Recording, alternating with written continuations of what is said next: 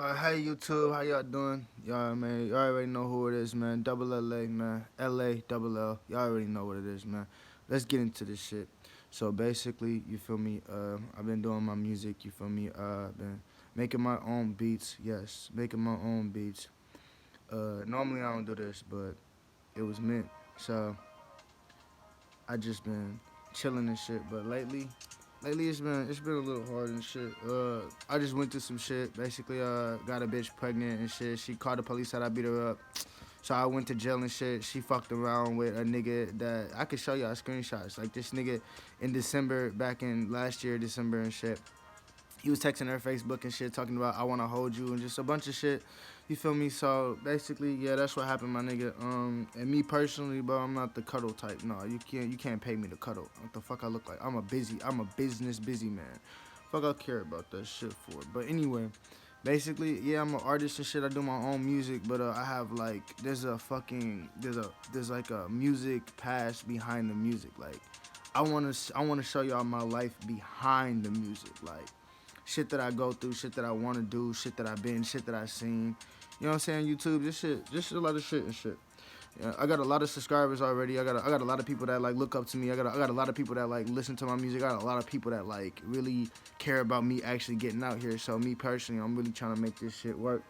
Uh, at the end of the day and shit, kind of wanted to go smoke a little blunt, but this shit weird for me. But yeah, whoever watching this and shit, basically, I'm LA double L, but you could just call me LA for short or double LA. Really, I'm LA double L, but shit happens. The reason why that is because RIP to my nigga LA Capone and shit. They killed LA Capone and shit. So me being me and shit, like when he died, I felt like this rap career sold into me out of nowhere. So LA came from just like the love and anonymous in myself because I literally love myself no matter what. And I call it anonymous because it could be anything. I could have bought myself this. I could have did this for myself. I could have did that for myself. I really fuck with myself. So it's like can't really put a price on my love for myself, honestly. Um, Other than that, basically, people have been telling me for months I need to make a YouTube channel. The only reason why I really wanted to like try to get it out there is because I want to get my message heard. I want people to know like what I've been through, why I went through this shit, and all that. I'm trying not to cuss so much, but you feel me? It's just like it's been a lot. I'm trying to really be professional, but basically, I just was like coming up my whole life. I was trying to chase my mom. I was trying to be like learn my mom and have my mom just tell me like, "Oh, I'm proud of you. Oh, I love you, son." You know, like I was that kid that like I was bad as hell just because my mom wouldn't give me no attention. So I did anything I could bad wise just to have her notice me cuz she only noticed me when I was like dead gonna die or in jail or just some dumb ass shit or just some bad ass shit. You feel me? So with that being said, all I wanted was her to like be there for me, love me, and just tell me she was proud of me. But she literally never could open up her mouth to do that. So I guess you try to find love anywhere, everywhere. I couldn't find it anywhere. Still meet people that just want certain stuff from me but don't want to like give me their whole all. Like you can give a person 100% of your time. They only give out like 10%, and you're looking at them like, what the fuck? I know what's going on, but why are you doing that? But it's whatever. Humans gonna be humans. You feel me? I can't control nobody but myself. So that's why I'm a fallback type of nigga. Like you do some shit, I'ma just fall back. It's easier for me to fall back than just let my feelings get involved. And it's not even worth it. It's not worth my time. You feel me? I'm somebody that like if I do make time, you feel me? It's for like a good sense and a good purpose and a good reason. Lately, I've been focused on myself, trying to really regain back my studio. I have my own studio equipment. Sad story though. My mom, her boyfriend, you feel me? They was just robbing. They were robbing me, taking all my stuff. You know, she was selling it so she could have money. So basically, I'm just like starting back from the bottom. I actually got away from her. I don't talk to my mom. I don't see my mom. Basically, I just been on my own. When I first came to Milwaukee, like I literally had no friends. Like the only friends that I ever had in Milwaukee only were my friends just because they could get benefits off me. Like people just benefited from me. They never actually was my homie, and that's why I made this song. People just learn me just to learn how to, so they could just learn how to take me out, or just plot on me, or just try to use me and try to become me. Like you can't be me. I'm sorry. I'm delicate. I'm one person that just nobody could copy. And a lot of people try to copy me. A lot of people try to be like me. And I'm not even flexing. I literally went through a little situation and shit with my little homeboy Christian and shit. This nigga is so fucked up in his head. Like he convinced that I was fucking his girlfriend. Now I'm gonna tell y'all some real nigga shit. Me and her at first, she was only letting me live at her crib. It was professional until he started going off the rails. Then that's when I started peeping game. Like, okay, fuck it, I'm finna take her just because now you said I did it. So I didn't do it, but now I did it because you said I did it. Like I don't know. I'm weird like that. Like my whole life, my family said and blamed me for shit and said that I did something. So I never did that, and I started doing other shit. And I told them why I did that. I said, yeah, I did that. You blame me for certain shit I don't do. I do this. I set fires. I burn shit. I kill shit. And that's just how I used to live. And then I used to just be hella reckless. And then I grew up. Honestly, after I got shot in my face and shit, I just grew up and shit. Got about that bullshit and shit. And basically like a lot of people just like fucked up. Like they act like they care about you. They act like they give a fuck, but at the end they really don't. They're just preying on your downfall. So a lot of my friends growing up, like that's what it was for me. People was just like just trying to benefit from me. My mom's boyfriend, my whole life is just manipulating me. Like growing up, my mom was very poor. I ain't gonna lie, you very poor. I didn't get new shoes. I didn't get new clothes. I remember going to school fighting everybody in my school because of the colors that I wear. Now, when I first came to Milwaukee, I literally came here with the clothes on my back. My mama never bought me shit. She bought her sister's kids so much shit and didn't even think about me. My mom neglected me and tried to do everything for everybody else to make them like her that she never even thought about me. And my mom, when she first found out that she was pregnant with me, because after dealing with my dad for like 19 years, she didn't want to be with my dad no more. So when she found out that she had me, she tried to kill me with a hanger. And when I didn't die or whatever, like she tried to take the pill. She tried to kill me, but I still was born anyway because like my dad DNA, and I'm just a very strong person at life. It's like God really wanted me here. But my mom, she tried to kill me with a hanger, and then she took that pill, but I still made it out anyway with a lot of brain damage. I got brain damage because when I first came out and shit, like I was in the incubator for like I want to say maybe 4 or 5 months before I was actually able to go home. So yeah, I wasn't even supposed to make it. Like when I first got shot in my face, I was supposed to be dead because they gave me the wrong medicine. I fell into a coma, and when I woke up from the coma, all I remember was the hot heat. I'm not gonna tell y'all what happened to me. I don't want to get into details, but I'm gonna make another video for that for the future. But just know, like, when you do certain shit in life, that hell does exist. So for people that think that it's a game and it's just a joke, it's not. I literally faced my demons. I literally seen the gates of the bad place that you would call hell. Now, me personally, the only reason why I went there is because the life that I was choosing to live before I got shot in my face. That's why I had an epiphany to change my life. That's the only reason why I make beats and I do music and I express myself in another form, in another way that nobody can. All the beats that I make off me is because I literally have that fire power in me. A lot of people can't relate to my music or can't relate to my beats because their life was never like mine. So me personally, I just take that in consideration. I try to like do music that people can relate to, but that also still has a message in the end. Cause a lot of my music that I came up from the north side, like of Milwaukee, like a lot of that shit is called like drill music. Like a lot of Milwaukee people, they do this Milwaukee music where it's like they talk about selling drugs and goofy shit. Me personally, I feel like you rap about what you do and how you live. That's why I make drill music.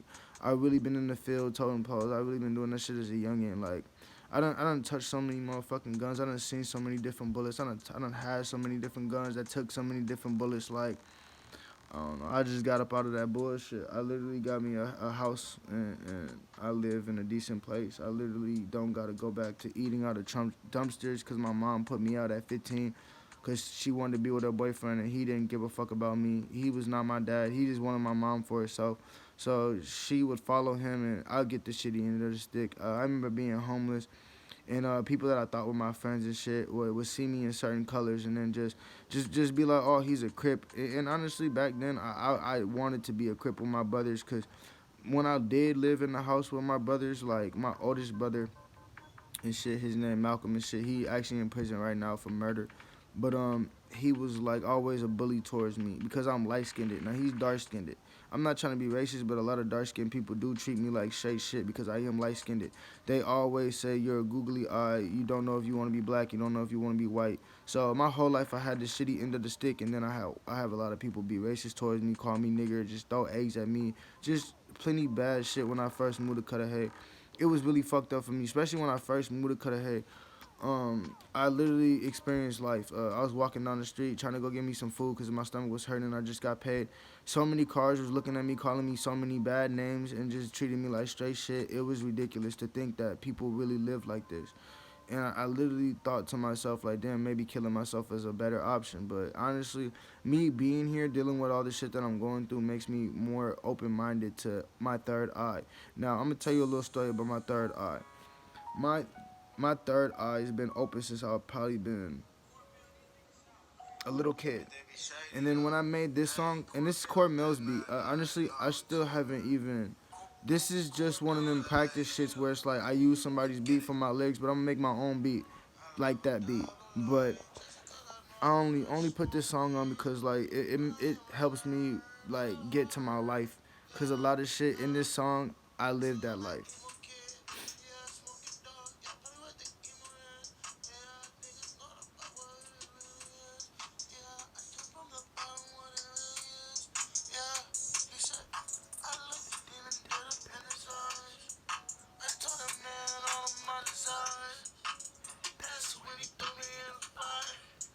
A bit of fire, yeah, that's what I desire. I know that I've been heartless cold. Letting kilograms make me feel a little better than whatever I hold. I guess that's why my heart is gold. I don't understand why they left me rain in the outside pouring in the rain. Tell me dripping this again, demon from the face. Now looking out like the devil inside. That's when I told him my desires. That's when he threw me in the fire. That's when I rose from my grave. That's when I then saw no pain. That's when I started smoking gas. That's when I left it in the past. That's when I learned my true colors. That I lived a normal life in a fairy tale. I wanted that big bitch dream. Yeah, White Castle by my house. For real. Niggas getting nothing on the trout. For real.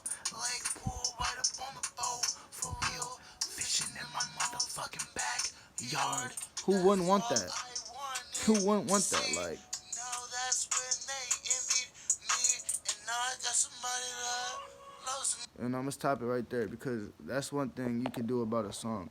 You can make a song in the nick of time and think somebody is gonna be there for you and gonna have you and hold you down. When I learned that the girl that I'm like fighting for and I'm chasing, literally, I'm chasing somebody that don't even think about me. She could be, but only reason why I say she's not is because like her friend. I'm not trying to be mean, but like her friend Nevaeh is like way more important than me. Like if it came down to it, and if it was a shootout, if like they shot at me first and I was trying to protect myself and one of them got killed, the girl that I'm with would probably kill me just because of that situation. Like I feel like it doesn't matter. I feel like that girl just, I don't know. I can't compete. They've been knowing each other for 8 years. I guess I fell in love with her. It felt like I was in love with her my whole life and shit. But anyway, basically, yeah. So like her friend and shit. Like I don't know. I just be overthinking. Sometimes she's like there for me, and then sometimes she's just like, I don't know. But it's life. You feel me? But back to the other subject, like with my life and shit, I made that song because one thing about me, the depths of hell is real, and I didn't want to go back there. I know when I eventually do die, I don't want to end up in hell. I already faced hell here, being on earth with you fucking wild ass people. Not saying y'all, but I'm just saying humans that just treated me like straight shit. Like I remember when I lived in West Dallas, like this nigga, his name was Danny Romero. I swear to God, he was a Latin king. He was supposed to be my friend though. I did anything you could do for a nigga. Fed him, gave him shoes, clothes, anything I could imagine, dog. And these niggas just got on their high horse and was like, "Oh, we see you with these Crips and shit. Da, da, da. These are my brothers." And they just was jumping me, trying to jump me anyway. But I tried to fight the nigga one on one. He never wanted to fight me one on one. Every time I seen the nigga, he was always scared of me because he know I'll beat that ass. All these niggas be scared of me because they know I like to fight. One thing about me, my dad raised us to do 6 different type of fighting styles. Like there's the basics is there's 5 different martial arts, and then I know street fighting. Between the 5 different martial arts is we practice Chai Chi, and then we practice Kung Fu fighting. Now the difference between Chai Chi and Kung Fu fighting is because of my dad's workout routine. The difference is because certain styles and certain moves is progress to do. Like he has a killer man workout. Some workouts that we do, we mix a lot of martial arts together. Not just martial arts like UFC fighting. I know takedowns, wrestling, all that type of shit. You gotta understand who my dad is. My dad is somebody that always liked to fight. He grew up in Milwaukee fighting people, shooting at niggas, and just going to jail his whole life. So I didn't want to be like my dad. I always wanted to be different. So I always tried to skateboard and just be myself. And I always ended up in a fucked up position being myself. People would just like take advantage of me, be mean to me, and just do all types of crazy shit towards me. Now, me personally, I always been that one person that can go through hell and back and just look at it like it's a game and just be laughing like, haha, I'm still here. And I have this music because it's like, it shows me who I really am. And a lot of these songs I didn't drop yet because I still gotta edit them and buy a new studio. Like I said, my mom took my older studio, so I wasn't able to learn all this shit. I literally taught myself like in 3 days how to produce music. I watched my old producer produce me, so I learned by just watching people. But it got to the point where I wanted to stop paying for beats studio time because it got ridiculous to the point where people was looking at me like, oh, I want $1,000 a feature. I mean a studio time, and then they'll ask me how much do I want for a feature, and I'll tell them, oh, $1,000 so I can pay for the studio time. So niggas would get mad at me that I be trying to tax, but they was trying to tax me first. So yeah, I don't, and I honestly, I'm not trying to be cocky, but the rappers that I do want to fuck with would probably look at me and laugh. Like I want to make a song with Sada Baby. I want to make a song with Fast Money Boys DZ, and then I want to make a song with A Boogie with a hoodie, and then I want to make a song with Kevin Gates. Like, but consistently, like I just want to make music with those people. But like, I know they gonna look at me and laugh because I know they all on their high horse. They all rich as fuck. They probably know the struggle, but they probably ain't gonna care about another nigga's struggle. Like. They don't really know me, you know. I don't really know them niggas, but I could just say, like, from my experience, they really got the streets on lock to where it's like when I come in the game, I'm trying to fuck the world up because I'm literally trying to make my own beats and produce people's beats at the same time, but just be like that, just be local and literally worldwide. That's what I mean by like I want to be local, but I also want to be worldwide. But I want to be like local worldwide. Like I want everybody to know who I am. I want to be able to go to like different parts of the country, different parts of the world, and let them experience little shit that we don't got. Like, I want to be able to go and give people like Christmas and stuff that I never had. I never had supper. Like, literally, I'm after I get done with this video, I'm about to go make me some hot dogs and ramen noodles, cause literally that's it's a struggle. But you gotta learn how to get over your struggle. But at the end of the day, sometimes we just gotta. And this is one of the songs that Milwaukee people make. So I tried to jump in zone. Tried to, you know what I'm saying, get in that little mode. But yeah, YouTube, y'all already know what it is. It's your nigga Double LA. It's cracking my nigga. Don't say your name on camera cause I'm on YouTube live and shit. Just had to do my stream.